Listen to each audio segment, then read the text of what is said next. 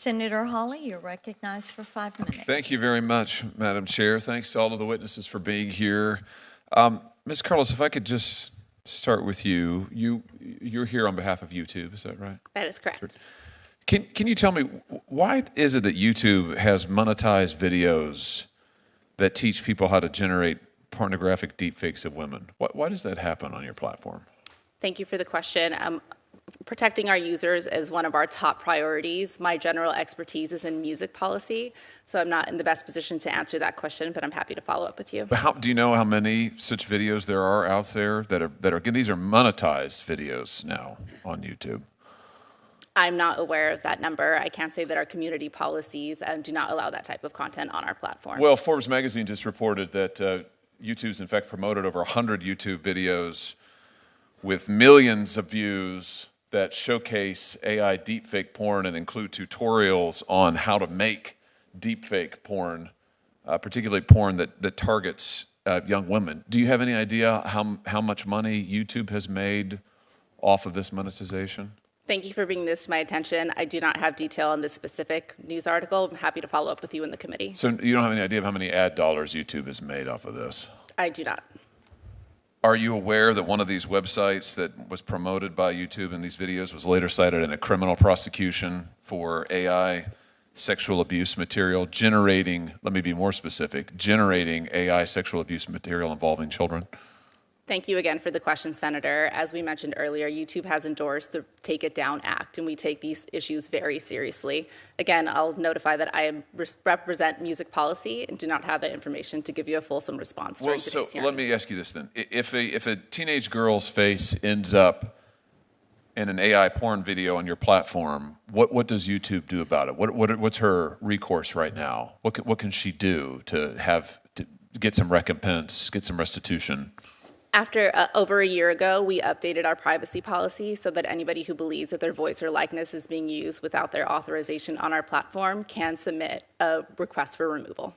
A request for removal. Is there some policy in getting reimbursement for any profits the company may have made, again, if these videos are monetized? I mean, does the victim get a share of anything? I'm not aware of those policies. I would have to follow up with you, Senator.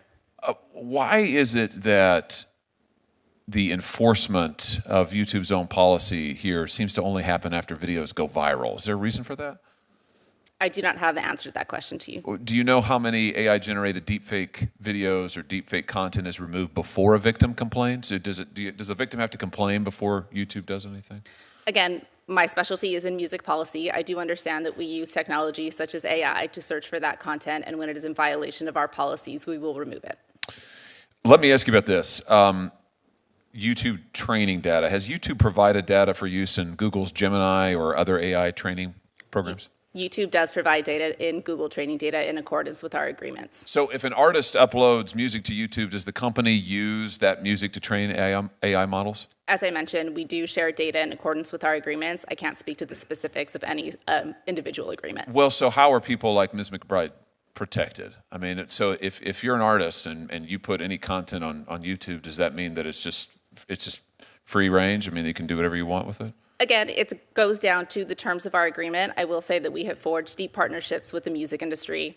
We came out of the gate with forming AI music principles with the music industry and are continuing to experiment with them to see how AI can best benefit their creative process. So are there privacy protections? You're telling me YouTube has in place privacy protections for artists?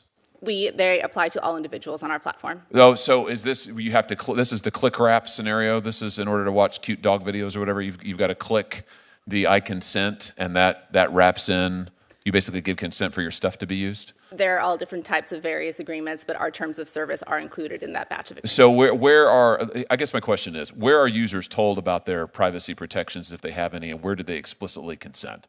They agree to our terms of service, and we also have our privacy policy available on the web. Okay, so that's the click wrap. So in other words, if you come onto YouTube, you want to use it, you got to click through. So you click it, and there you basically agreed to allow YouTube to give your content to AI and allow them to train it without any further consent. Is that basically it? Again, we implement our policies in terms of our agreement are what govern what goes into our training. Well, I'm asking you the content of that agreement. So in other words, if I'm an artist and I upload something to YouTube, and yeah, sure, I've clicked the button that says, yeah, I want to be able to use YouTube. Are you telling me that I don't have any further recourse? If YouTube then goes and gives the information to AI models and systems, there's nothing further I can do? Or am I missing something? It is, if it is in accordance with our agreements, we will share that data. Yeah, that seems like a big problem to me. That seems like a huge, huge problem to me. And the fact that YouTube is monetizing these kind of videos seems like a huge, huge problem to me. I'm glad you're here today. I wish there were more tech companies here today. But we've got to do more. I mean, YouTube, I'm sure, is making billions of dollars off of this. The people who are losing are the artists and the creators and the teenagers whose lives are upended. We've got to give individuals powerful, enforceable rights in their images, in their property, in their lives back again, or this is just never going to stop. Thank you, Madam Chair.